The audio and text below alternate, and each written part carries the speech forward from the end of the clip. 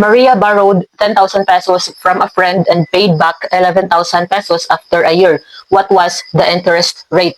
So si Maria daw ay nanghiram ng 10,000 pesos sa kanyang kaibigan at nagbayad siya ng 11,000 pagkatapos ng isang taon. So magkano daw ang interest rate? So ibig sabihin ng rate yung mayroong percentage na symbol.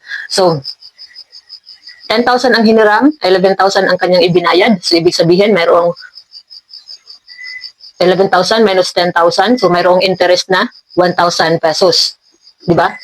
Now, paano malalaman kung anong porsyento, kasi yung hinahanap natin yung porsyento, paano malalaman kung anong porsyento ng 10,000, kasi yung original na hiniram, yung original amount ay 10,000. So, anong porsyento ng 10,000? Ang 1,000 para makuha natin yung rate. So, simply divide 1,000 divided by 10,000.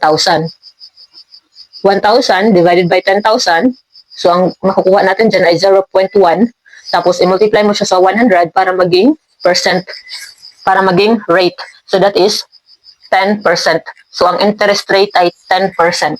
Ang 1,000 pesos ay 10% ng 10,000. So, sa mga mahilig mangutang dyan, alam na alam po ninyo yan kung paano hanapin ang interest rate.